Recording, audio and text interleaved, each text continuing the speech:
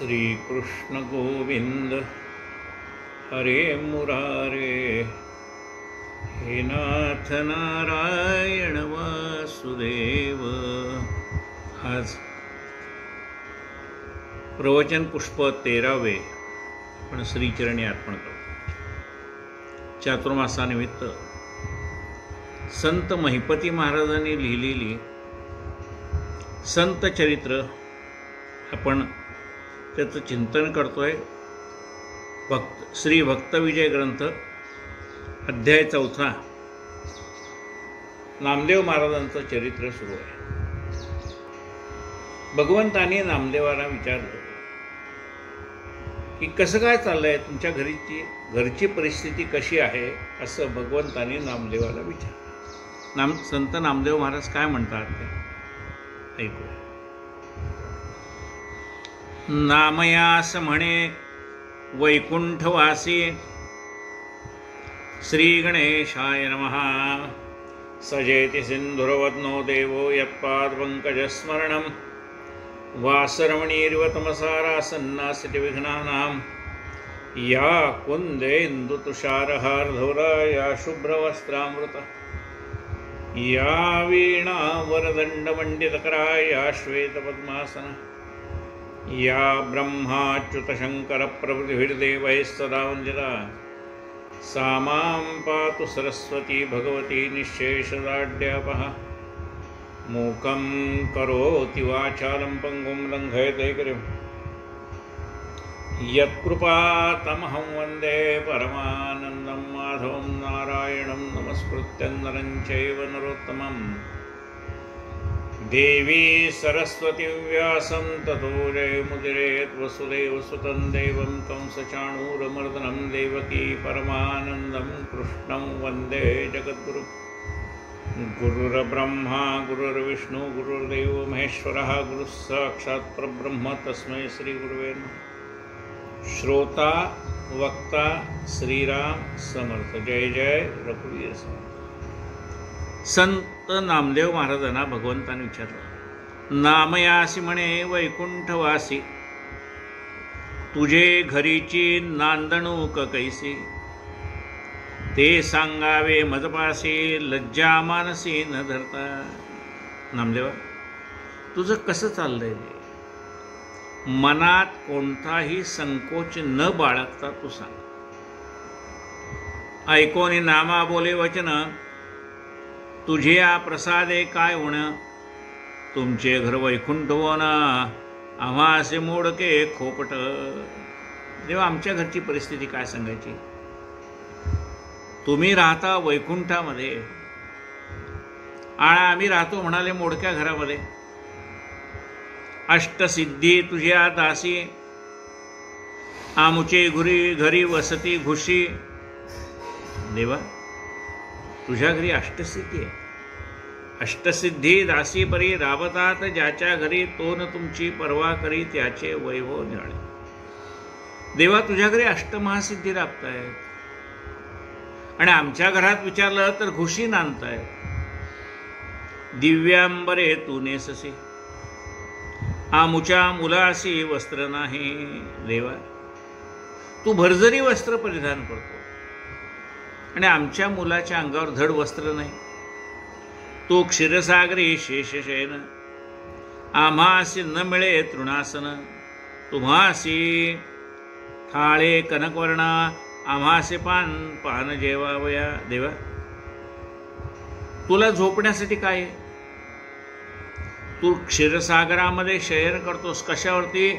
सहस्त्र फण्याचा जो नाग आहे शेष नारायण, त्याच्यावरती तू विश्रांती घेतोस आणि आम्ही कशावर झोपतो असं विचारशील तर धड गवताचं पातळ आम्हाला झोपायला।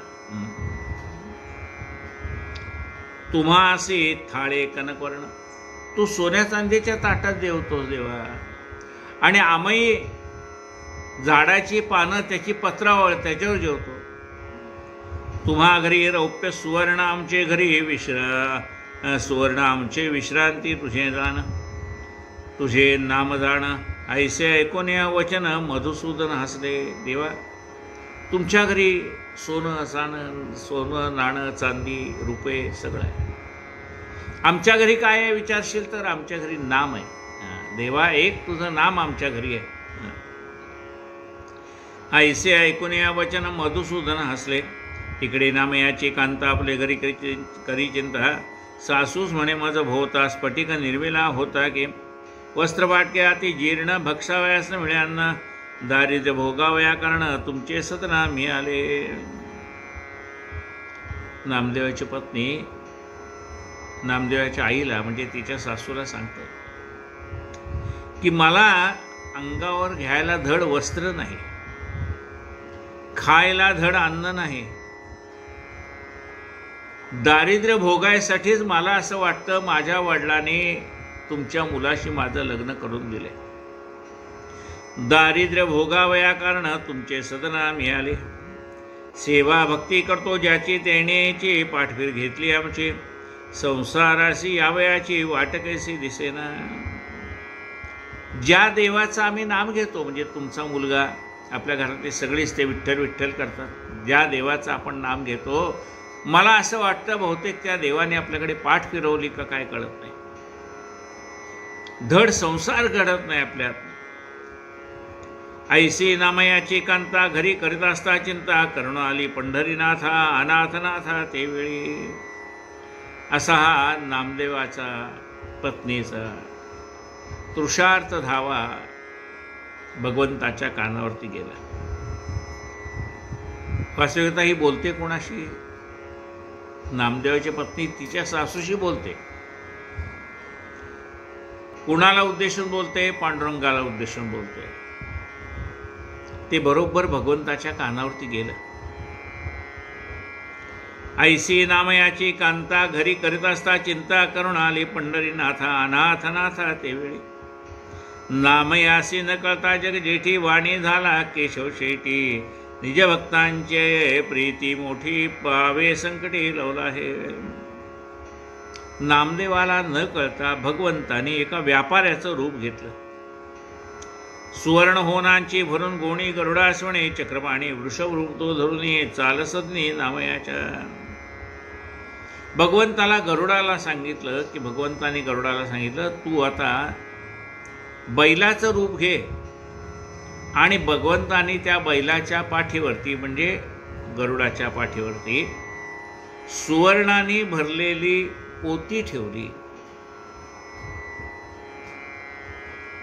सुवर्णा होनांची भरुनी गोणी गरुडासी म्हणे चक्रपाणी वृषभ रूप तू धरुनी चालसदनी नामयाच्या. द्रव्य घेऊन ऋषिकेशी वर्तमान पुसे लोकासे मार्ग नामयाचे मंदिराशी कोणता मज सांगावा. आलेत नामदेवाच्याकडे. वाटेमध्ये भेटणाऱ्या लोकांना विचारतात की अहो ते नामदेव महाराज कुठं राहतात? ऐसे ऐकून या वचन ग्रामवासी हस्ती जन नामया घरी नसताना पाहुणा कोण पातला.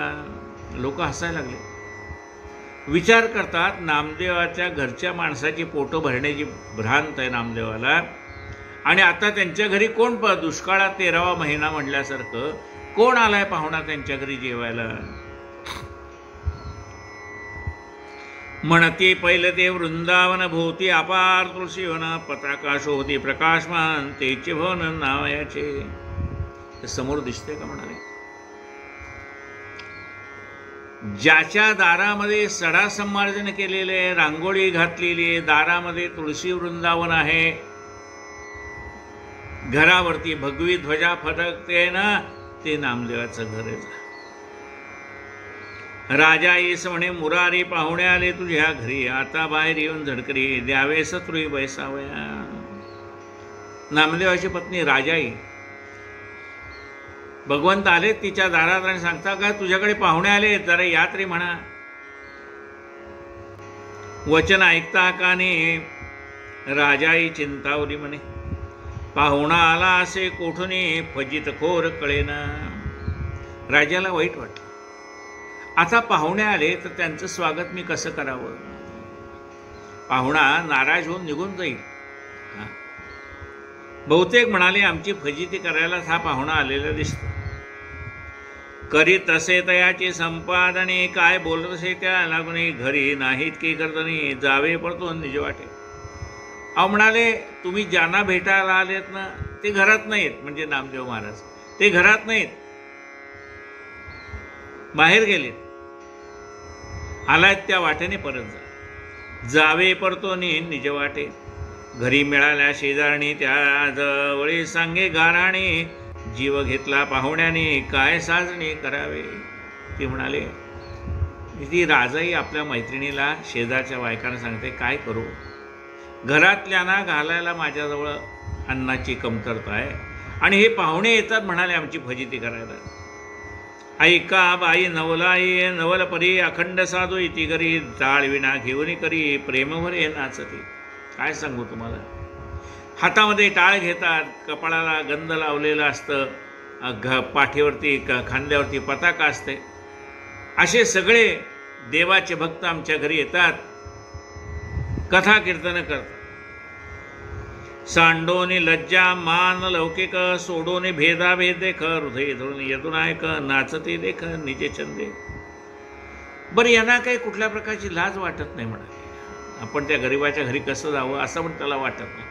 हां, सोडोनी सांडोनी लज्जा मान लौकिक, तिथे गेल्यावर आपल्याला मान मिळेल का नाही. म्हणजे खरे देवाचे भक्त आहे ते कुठल्याही प्रकारच्या मानाची अपेक्षा करत नाही. त्यांना नामाशी मतलब आहे. त्यांना तुम्ही श्रीमंत आहेत का गरीब आहे याच्याशी काही कर्तव्य नाही. हां, इथे आवडीने नाव घेतलं जातं, तिथे लोक आवडीने जातात. जिथे आवडीने देवाचं नाव घेतलं जातं तिथेच लोक जातात. आवडीने भावे हरिनाम घेसी, तुझी चिंता त्याशी सर्व आहे. सांडोनी लज्जा मान लौकिक, सांडोनी भेदाभेद देख, हृदय धरून यदुनायक, नाचती देख निज छंदे. घरदनी सांगे मज लागुनी, संतास घालावे भोजन, घरी तिळभरी नसे अन्न, त्याच कारणे कळेना. अहो, माझे पती मला सांगतात, घरी आलेल्या माणसाला उपाशी पाठवू नकोस, त्याला अन्न घाल म्हणतात. पण घरामध्ये अन्न आहे का नाही याचा विचारही करत नाही. घरी तिळभरी नसे अन्न, त्याच कारणे कळेना. ऐसा संवाद श्री उभा ठाकून ऐकेद्वारे, राजा ऐस म्हणे मुरारी, यावे बाहेरी सतोरी. एरी पुसे दारा आडोनी, कोठील तुम्ही सांगा कवणा पुले, सांगा नामाभिधान मज कारणे वेळे. ऐकोन म्हणे जग जेठी, माझे नाव केशव शेठी, आमासे नाम याची, प्रीत मोठी आलो भेटी तयाचे. म्हणजे माझं नाव केशव शेठ आहे. केशवायनमा, नारायणायनमा, माधवायनमा, गोविंदायनमा. भगवंताचं नाव काय म्हणाले, माझं नाव केशव शेठी आहे. नामदेवावर माझं अखंड प्रेम आहे. तुमचे घरी नाही अन्न, ऐसे ऐकले वर्तमान, नामा माझा मित्र जाणं, आणले होऊन त्याला गे. तुमच्या घरी आलेल्या संत महंतांना जेवण्यासाठी माझा मित्र नामा या म्हणून आग्रह करतो. आता त्याला काय लक्षात येत नाही की आपल्या घरात अन्न आहे का नाही. पण माझ्या मित्राची फजिती होऊ नये आणि तुलाही खाली बघायला लागू नये म्हणून मी माझ्या मित्रासाठी, नामदेवासाठी सुवर्ण मोहराने भरलेली पोती आणलेली आहेत, ती घ्या ठेवून आणि येणाऱ्यांना अखंड अन्नदान करा.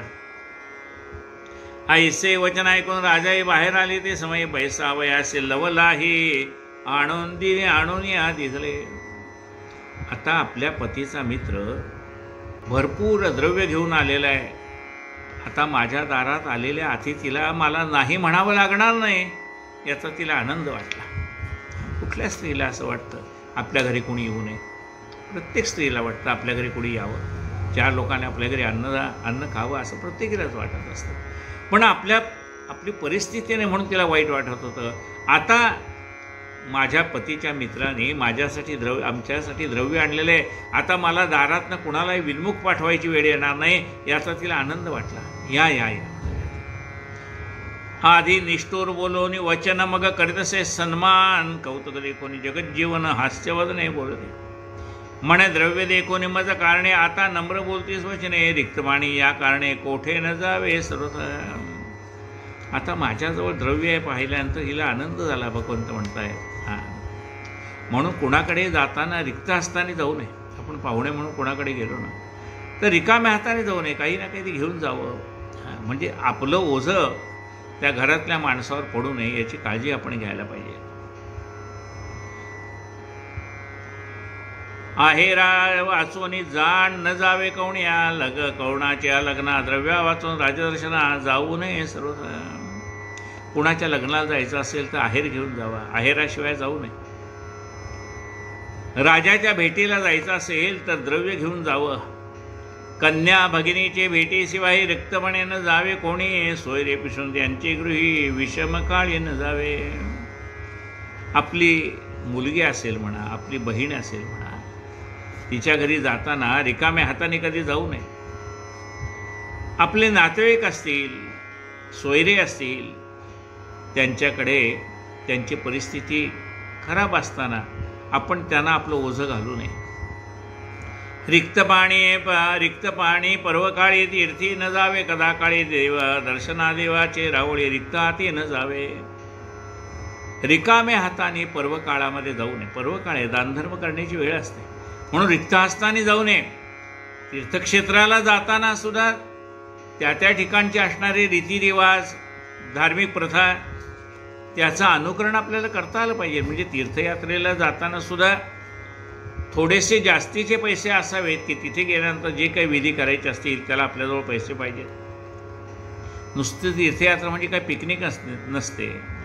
तिथे गेल्यानंतर जे धार्मिक कृत्य करायचे ते करायला पाहिजे.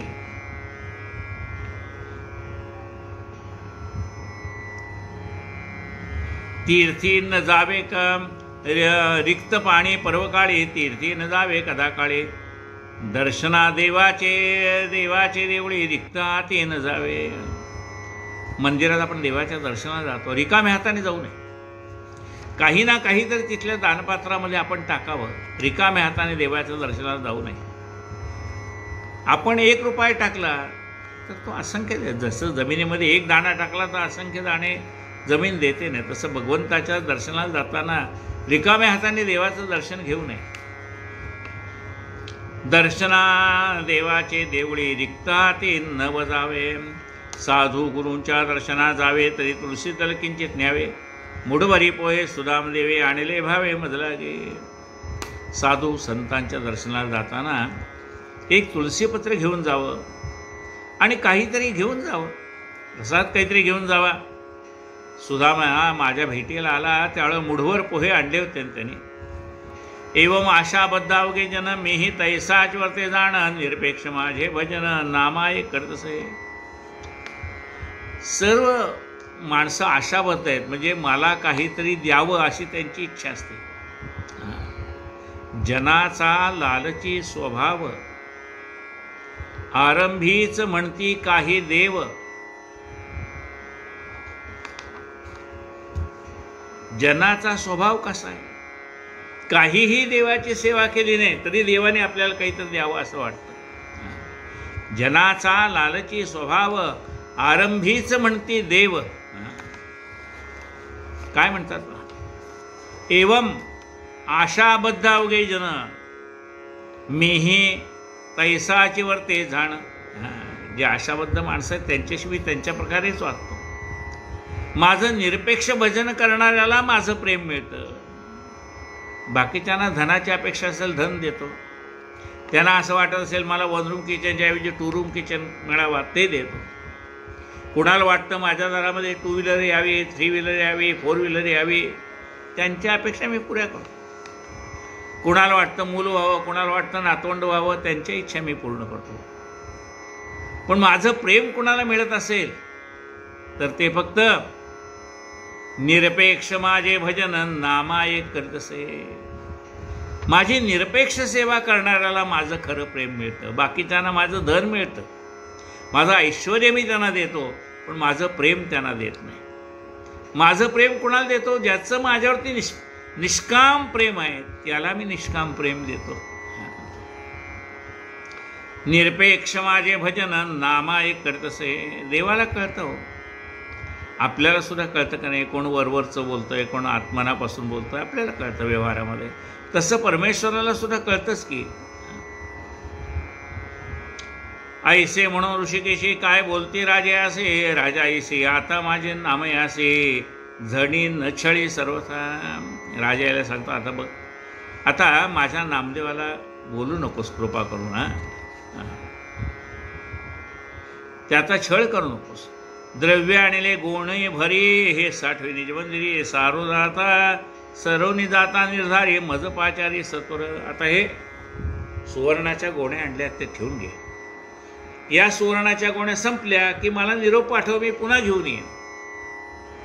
पण माझ्या नामदेवाला छळू नकोस, त्याला निष्काम माझी सेवा करू दे.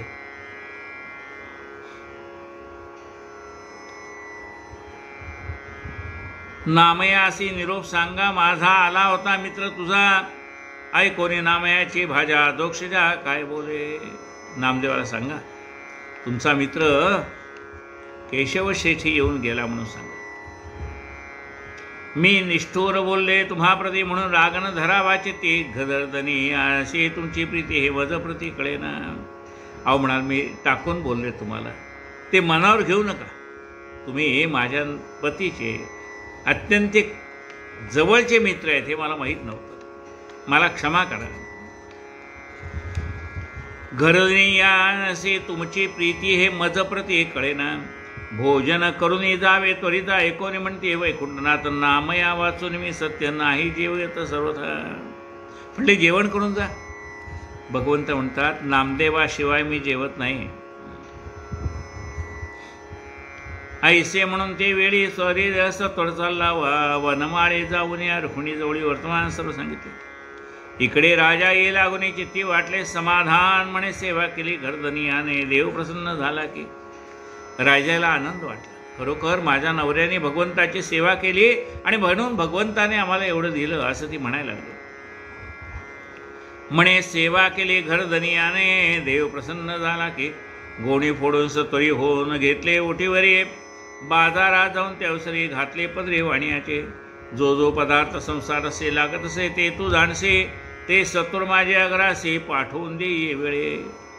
वाण्याच्या दुकानात गेली आणि ओटी भरून सुवर्ण मोहरा घेतल्या होत्या, त्याला दिल्या आणि सांगितलं, मी यादी वेगळी टाकत नाही.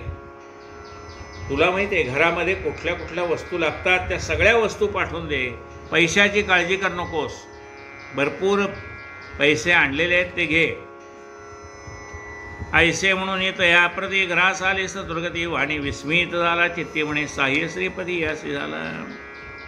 विचार करतो वाणी की एरवी महिन्याचं बिल महिन्याला द्यायला पंचायत, आणि या ठिकाणी म्हणाले तिने आधीच पैसे आणून दिले आणि त्याही सुवर्ण मोहरा. बहुतेक म्हणाले परमात्मा यांच्यावरती प्रसन्न झालेला दिसतोय. म्हणे साह्य श्रीपदी यासी झाला, वस्त्रे भूषणे नाना परी, घृत तांदूळ गुळ सामग्री पाठवून दिली तयाचे घरी. हर्षांतरे न समय गोणाई बाहेर गेली पाहि, तिसे वर्तमान ठाऊक नाही. धान्य मिळवून या पाहे परतो निगर आहे तसे, विचार करी निजमनी नामा गेला से रुसोने. आता रावळास जाऊन समजावून आणावा. ऐसे म्हणून ते अवसरी सत्वर आली महाद्वारी, नमन करून गरुड पहारी मंडपा शेजारी पयाली. पुढे पाहता निजदृष्टीची उभे देखले ऋषिकेशी, नामा घातला पाठीचे गोणाईशी देखुनी. गोणाई म्हणे जगजेठी इकडे पाहे करून दिठी, नामयासीला प्रीती लावून मोठी, पाडिली तुटी संसारा. नामदेवाची आई गोणाई आली, नामदेवाला घ्यावं आणि आता घरी जावं. थोडंफार तिने काही मागून आणलं असेल, काही उष्णपासनं आणलं असेल. भगवंताने नामदेवाला पाठीशी घातलं आणि भगवंत पुढे उभे राहिले. गोणाई भांडायचे भगवंताशी, देवा माझ्या नामाला पाठीमागे घालू नकोस. अरे तुझं नाम घेत घेत याचं संसाराकडे लक्ष नाही. पाडिली तुझी संसारा, तुझे संगतीने गोविंदा याने सांडला घरधंदा. संसारी भोगितो आपला विषय स्वादा टाकून. अरे म्हणाले माणसाने कसा मनापासून प्रपंच करावा, तर याचं प्रपंचाकडे लक्षच नाही, सगळं लक्ष तुझ्याकडे लागलेलं आहे. माया ममता टाकून याने दृढ धरले तुझे चरण. संसारा पडता उणे पण हसते पिशू नामासे. देवा देवा तुझी भक्ती करावी हे ठेक. पण प्रपंचाकडे दुर्लक्ष करून तुझी भक्ती करू नये. आधी प्रपंच करावा नेटका, मग घ्यावे परमार्थ विवेका. देवा, आधी प्रपंच व्यवस्थित करावा आणि मग परमार्थ करावा. म्हणजे आपण परमार्थ करतोय तर प्रपंचाला कुठल्याही प्रकारची तोशीस पडता उपयोग नाही. प्रपंच सुखाने चालला पाहिजे आणि आपल्याला भगवंताचं नामसुद्धा सुखाने घेता आलं पाहिजे. पण याचं तर प्रपंचाकडे लक्षच नाही देवा. सांडोनिया देहबुद्धी उघडी भोगितोय भोगितसे समाधी, तो लाविला अद्वैत बोधी संसार बुद्धी नाठवे. देवा, याला देहाचं भानच राहत नाही. किती वेळ मंदिरात आलो, घरची आठवणच नाही. देवा, याला देहाचं भान राहत नाही. उघडी समाधी भोगीत असे. म्हणजे अष्टांग योग साधन केल्यानंतर प्राप्त होणाऱ्या समाधीचा आनंद याला चालता बोलता आनंद मिळतोय. तुवा लाविला अद्वैत बोधी संसार बुद्धी नाठवे. तू याला अद्वैत तत्वज्ञानाचं बोध केलेलं आहेस, त्यामुळे याचं लक्ष प्रपंचात राहत नाही. सर्वत्र भरलेलं देवच याला दिसायला लागलाय. तुझे संगती जे लागले ते आपले ऐसे तू केले, ते परतोनी संसारा आले नाही देखले ऐकले की. देवा, तुझ्या भक्तीला जे लागले ना ते तुझ्यासारखेच झाले. ते पुन्हा प्रपंचाकडे परत येत नाहीत. त्यांचं सगळं लक्ष तुझ्याकडेच लागतं. आता कोठे धावे मन तुझे चरण देखील. मजसे करून इष्ट तुष्टी नामा घातला आपले पाठी, घरी कांता होतसे कष्टी करुणा जगजेठी तुझने. देवा, याची जी पत्नी आहे ना तिने प्रपंच कसा चालवावा सांग बरं. आमुचा आघात करून जाणा नाम याची तुझ ये करुणा, तुझी बीड रुक्मिणी रवणा मी धरी नाही वेळी. ममता धरून या मोठी नवम्यास म्या वाहिला पोटी, निराशा केली जगदेठी पाडली तोटे संसारा. तू उदार म्हणशी आपणा तरी सांगी दिले काय कोणा, तुझी कीर्ती जगत जीवना माझ्या मनाने की. देवा, तुला उदार म्हणतात पण तू कुणाला काय दिलं सांग बरं. पोहे घेऊन मुठभरी सुदाम्या दिली हेमपुरी, दिदल्या वाचून या मुरारी कोणा सत्वरी नपावसी. सुदाम देवाला सुवर्ण नगरी तू दिलीस हे लोकांना माहित आहे, पण केव्हा दिलीस. त्याच्याकडून मुठभर पोहे घेतलेस तेव्हा दिलीस. घेसी तेव्हा देसी ऐसा अससे उदार. तू उदार म्हणशी आपणा तरी सांगे दिदले काय कोणा, तुझी कीर्ती जगत जीवना माझे मनाने की. पोहे घेऊन मुठभरी सुदाम्यास दिदली हेमपुरी, दिदल्या वाचुनी मुरारी कोणास तरी तुन पावसी. बलाढ्य देखोनी रावण मग फितविला अभिभीषण, त्याचे घरचा भेद घेऊन लंकादान दिले. अरे, 14 चौकडीचं राज्य असणारा रावण त्याच्या भावाला तू फितवलंस, आपलंच केलंस आणि रावणाचा वध केलास आणि त्याच्या भावाला सुवर्ण सिंहासन दिलंस. म्हणजे बिभीषणाला सुवर्ण नगरी दिलीस हे खरं आहे, पण कधी. त्याचा भावाचा वध, त्याचं रहस्य तू जाणून घेतलं. ज्यावेळेला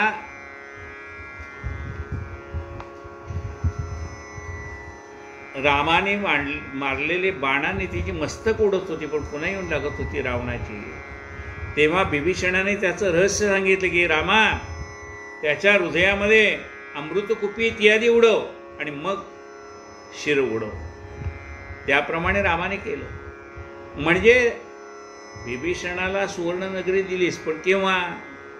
त्या रावणाच्या मृत्यूचा भेद जाणून घेतलास त्याच्याकडनं आणि मग त्याला सुवर्णनगरी दिलीस. द्रौपदीशी संकट पडता जाणं आधी घेतले भाजीपाना, मग ऋषीशी घालोने भोजन उदारपण मिरसी. अरे, दुर्वास ऋषी आले होते द्रौपदीचं सत्व पाहिलं. सुवर्ण थाळीतनं येणाऱ्या प्रत्येकाला जेवण देण्याचं सामर्थ्य द्रौपदीकडे होतं. पण एकदा का सुवर्ण थाळी धुवून ठेवली, ती सूर्याने दिलेली सुवर्ण थाळी, की मग मात्र त्यातनं अन्न निघत नव्हतं. दुर्वास ऋषीने पाहिलं की आता सगळ्यांची जेवणं झालीत आणि हिने ती थाळी धुवून ठेवलेली आहे. त्यावेळेला दुर्वास ऋषी 1000 त्यांचे शिष्य घेऊन आले आणि सांगितले की मला जेवायला वाढ. आता द्रौपदीने काय करावं? म्हणजे आधी तिला संकटात टाकलंच तू. भीमाने सांगितलं तुम्ही आंघोळी करून या, तोपर्यंत स्वयंपाकाची तयारी करतो. आणि तू आलास तुझी धावा केल्यानंतर. पण तू आल्यानंतर सुद्धा पुन्हा द्रौपदीची सत्वपरीक्षाच पाहिली. काय म्हणालास? मला भूक लागली, काय तर खायला दे. द्रौपदी म्हणाले अरे आधीच माझी सत्वपरीक्षा पाहायला दुर्वास ऋषी आलेत, आता तुला कुठनं खायला देऊ? हां. मग त्याने सांगितले की त्या धुवून ठेवलेल्या थाळीतला एक भाजीचं पान आहे तेवढं मला दे. आणि बघ ते देऊन मग तू ते हजारो माणसाची पोटं भरून जातील असं अन्न तू त्यातनं पुन्हा बाहेर काढलंस. पण कधी द्रौपदीकडनं एक भाजीचं पान घेतलंस तेव्हा तिच्यावरती प्रसन्न झालास, तिला संकटातनं बाहेर काढलंस. ऐसे तुझे अवगुण शेष शिणला करता लेखन, म्या भीड धरली म्हणून तुझे देव पण राहिले. देवा मी तुझी भीड धरली म्हणून लक्षात ठेव, नाही तर मग हे सगळीकडे बोबाटा करीन तुझ्या नावाचा. ऐकोने कोण आईचे उत्तर हसू लागला सारंगधर, म्हणे तू व्यर्थामावर क्रोधसाचार करतेसी. माझे पायी बळेची जडला विदेही नामा तुझा वेडा, आपुला असता नाम कुडा परा असे झगडा कासया. अगं हा नामा स्वतःहून मला शरण आलाय. जे मला स्वतःहून शरण येतात ना त्याचा मी उद्धार करतो. ज्याला असं वाटतं की माझा उद्धार व्हावा त्याचा मी उद्धार करतो.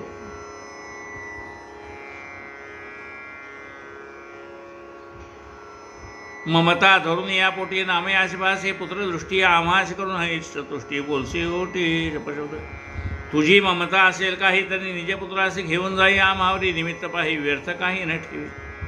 मुळीचे फड देठी पिकले वारा लागता खाली पडले नामयाचे निमित्त मले तैसे आले मजोरी.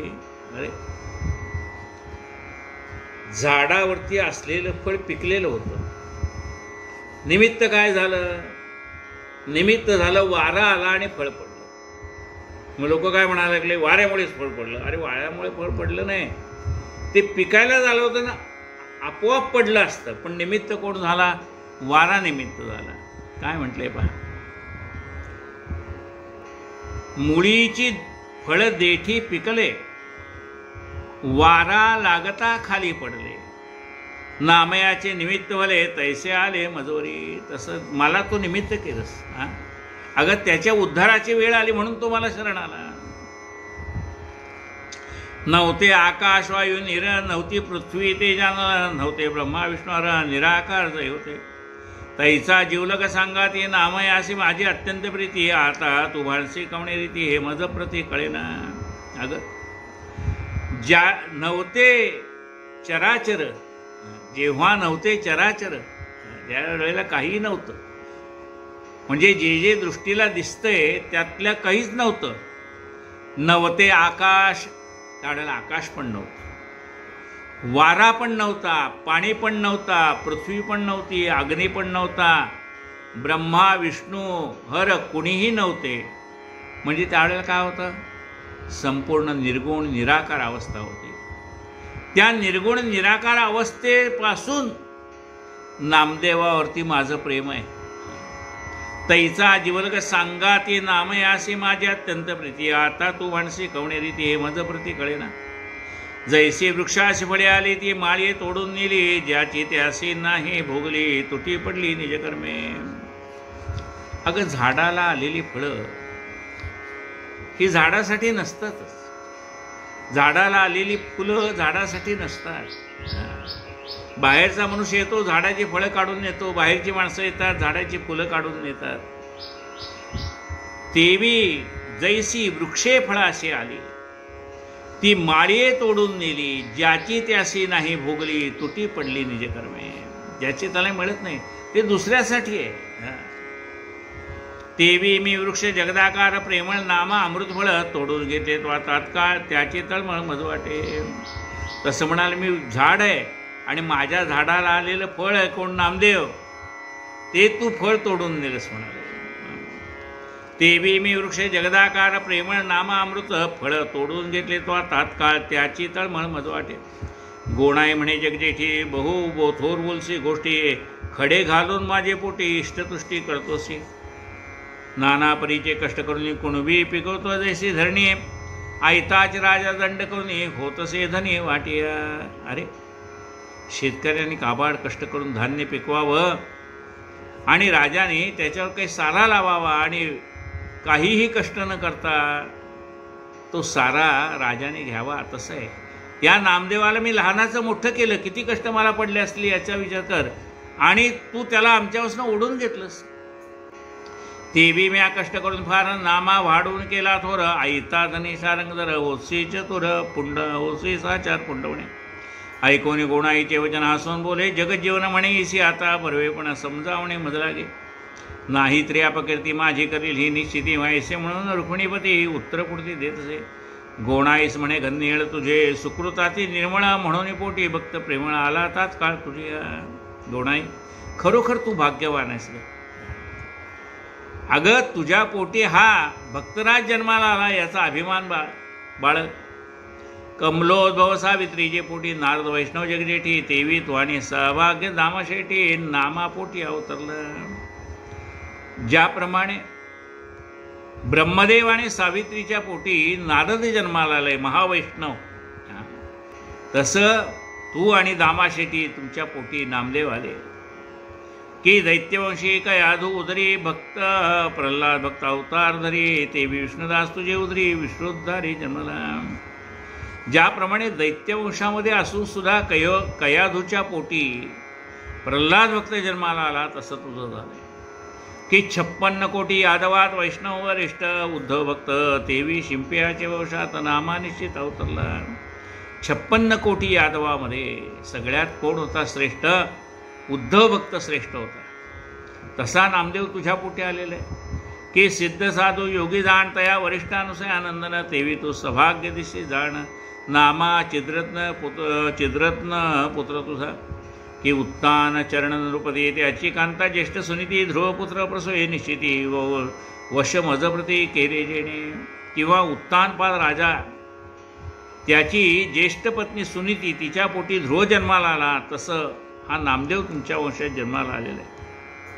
की अंजनी मातेच्या कुशी हनुमंत जन्माला, वानरवंशी तैसाचे नामा सद्गुणराशी, तुझे उद्रासे आला. की धन्य गोणाई तुझे भजन पोटास आला, वैष्णवजन तुझे भाग्य वर्णावे कोणे, करविले स्तनपान नामयासी.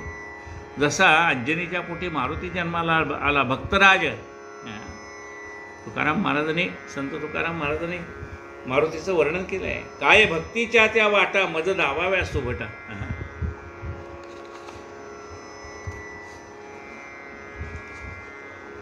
गोणाई तू आयुष्यभर माझी सेवा केलीस आणि म्हणून तुझ्या पोटी हा संत जन्माला आलाय, भक्त जन्माला आलाय.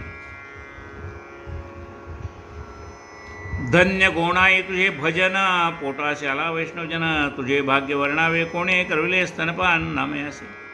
नामा धरून निज उदरी विश्रांती घेतली शेजेवरी, तुझे भाग्य थोरी मत निर्धारी न वदवे. भोजन करता नामयासी सवय घेऊन तू जीवसी, तुझ्या सुकृताच्या राशी तुची जाणसी स्नेहाळे. जो सर्वा वरिष्ठ अजित पूर्ण, तो मी वर्णी तुझे गुण ऐसे भाग्याची, तुझे धन्य नामा निदान पुत्र तुझा. अगं ज्याची सर्वजण स्तुती करतात, वेद सुद्धा ज्याची स्तुती करतात, असा मी परमात्मा तुझी स्तुती करतोय. केवढी भाग्यवान आहेस विचार कर. गोणाई म्हणे जगत जीवना विश्वव्यापका मनमोहना, माझा मज देऊन नामा भजन प्रेमा असू दे. ऐसे ऐकून जगजेठी वरती करून पाहे दिठी, नामे असे लावेल प्रपंच वाटे म्हणून कष्टी होत असे. उगाचे राहता जगत जीवन गोणाईसे कळले चिन्ह, सर्वावरिष्ठ ज्ञान ऐसे सज्ञान बोलते. 14 विद्या अभ्यास करता सकळ चातुर्य आता येता, तर्कज्ञान चित्ती नसता व्यर्थ सर्वथा जाणजे. राजसभेस पांडित्य करणे, न्याय नीती विचारणे, सभा पाहून उत्तर देणे, तरी तार्किक ज्ञान असावे. शरीर संबंध करावयास की व्यवहार करता अनेकासे, पुस्तक वाचता वाचकासे, तार्किक ज्ञान असावे, इष्टत्व करावे कोणाप्रती, निजगूज बोलावे एकांते, पुस्तक लिहिता लेखाप्रती, लेखकाप्रती तार्किक ज्ञान असावे, पात्र पाहून दान करणे की रोगी पाहून औषध देणे, सभा पाहून कीर्तन करणे तरी तार्किक ज्ञान असावे.